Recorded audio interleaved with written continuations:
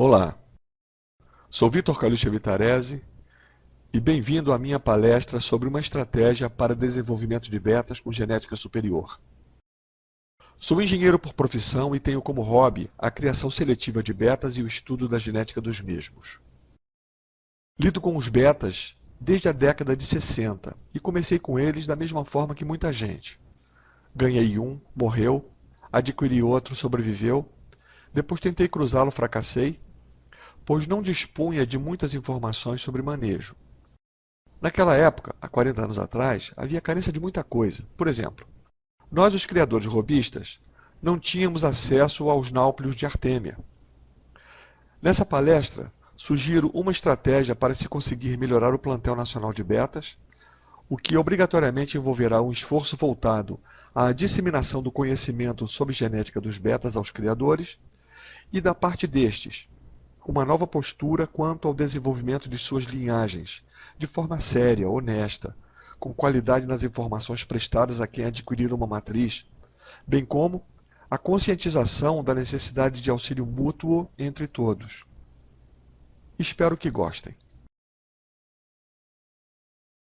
Tudo tem um início, e no início todos começam como mascoteiro, um betinha em um aquário, apenas um pet. E alguns param por aí. Mas é claro, existe aquele que segue adiante e deseja se tornar um criador. E a primeira coisa que almeja fazer é cruzar o beta. Nesse ponto, vem a primeira prova de fogo para quem deseja lidar com os betas. Colocamos o casal junto em um aquário e eles não acasalam, tem briga e até morte. Ou eles não brigam, mas o macho não faz ninho, cada um para um lado, aquela decepção. Vencidas essas fases, o macho cruzou, mas comeu os ovos.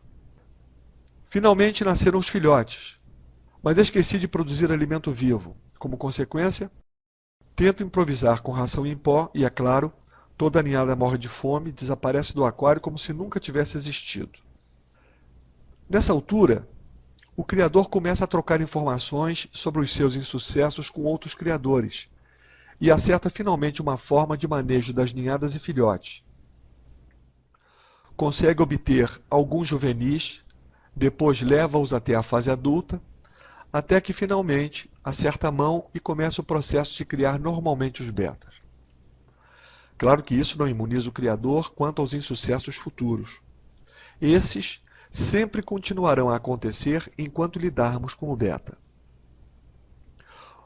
O próximo atrativo dentro do mundo dos betas é a vontade mais do que natural de desenvolver uma linhagem. Nesse ponto, atingimos a primeira etapa do caminho evolutivo que a maioria dos criadores percorrem normalmente. Mas qual linhagem desenvolver? São tantas, cada uma é mais linda que a outra, diferentes, verdadeiras joias. Não dá para dizer qual se deseja. Queremos todos eles. Desejamos cruzar todos com todos, juntar as cores e formas de cada um para obter uma coisa diferente, uma nova linhagem. Mas o que acontece? Só conseguimos betas com pouca beleza, bem aquém daquilo que se estava esperando. Diria mesmo, resultados bem decepcionantes, betas comuns. Nesse ponto, atingimos a segunda etapa desse nosso caminho evolutivo. Agora o criador chega a uma encruzilhada decisiva.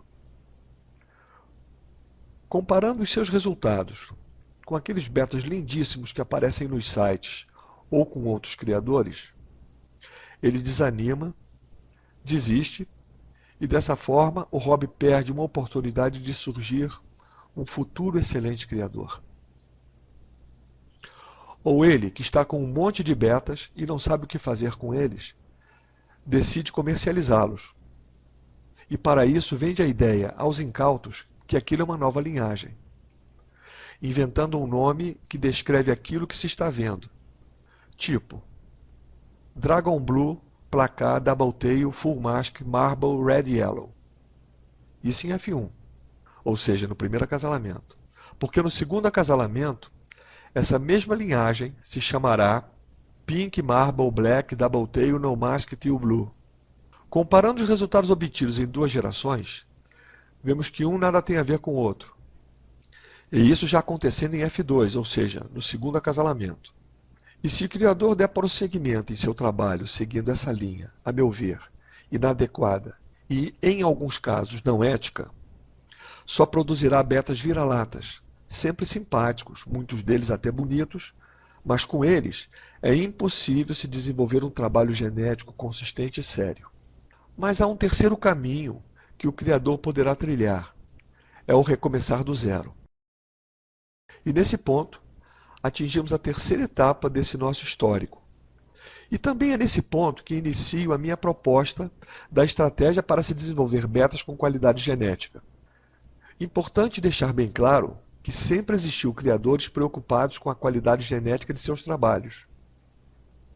Mas esse número é ainda pequeno quando comparado com o outro no qual ninguém se preocupa com isso. Não é só no Brasil não, hein? Mas também no mundo, não se iludam. Quando o criador deseja realmente betas com boa qualidade genética, ele deve procurar criadores sérios, responsáveis, honestos, que possuam um controle com as informações sobre o que ocorre em suas ninhadas ao longo dos anos. Mas o que ocorre é que essas anotações que um criador faz, em primeiro lugar, são inacessíveis para a maioria das pessoas. São de cunho pessoal, para seu uso próprio. Não apresentam uma padronização nas anotações que possa servir ao outro criador que adquire uma matriz dele, pois os dados anotados são ou incompletos ou inexistentes, ausentes mesmos, já que os interesses desse criador estão focados em características diferentes daquelas pretendidas pelo outro criador. Outro complicador é a maneira como são identificados ou codificados os betas e as ninhadas desse criador. Novamente, são codificações pessoais que certamente não se coadunarão com aquelas inventadas pelo outro criador para seu controle. Para contornar esses problemas relativos ao acesso com transparência às informações dos criadores sobre os seus trabalhos, bem como se evitar as codificações pessoais de cada criador, sugiro o desenvolvimento e a ativação na web de um site onde todos possam cadastrar como criador, cadastrar as ninhadas através de preenchimento de telas fornecidas pelo sistema via rede, enviar as fotos de seus betas e, claro, com o mundo inteiro tendo livre acesso a todas essas informações. Dessa forma, teríamos relatórios padronizados que seriam preenchidos pelo criador desde que cadastrado e disponibilizados no site, podendo-se dessa forma obter até a árvore genealógica de determinado beta com todos os dados sobre o que ocorreu em cada ninhada de cada geração, tanto por parte do pai quanto por parte da mãe, além das fotos de todos os betas envolvidos em seus trabalhos genéticos. Assim, quem quisesse adquirir um beta com qualidade genética comprovada, poderá, através desse site, obter o que deseja. Por outro lado, é necessário que tanto quem deseja recomeçar na criação de betas de maneira correta, quanto quem já esteja trabalhando há mais tempo e queira aprimorar seus conhecimentos, se aprofundem nos estudos da genética do beta. E para tal, é preciso que haja documentos e cursos em português sobre o assunto e também documentos descritivos dos padrões das linhagens existentes e outros sobre os tipos de formatos de corpo e nadadeiras dos betas. Então, nessa etapa, devemos produzir cursos sobre genética para os criadores interessados e disponibilizar os documentos descritivos dos padrões das linhagens e das formas dos betas. Claro que aquele site sugerido na rede para receber os dados dos criadores também deverá fazer parte desse trabalho de base ao criador sério. Assim, concluímos a primeira fase da nossa estratégia pretendida. Com os criadores com uma boa base genética, com documentos descritivos sobre padrões de linhagens e cores e sobre os formatos dos betas, poderemos começar a pensar em formar associações regionais, locais mesmos, voltadas a reunir criadores dispostos a estudar, preservar e desenvolver novas qualidades aos betas nacionais, elevando-os a um novo patamar no Brasil.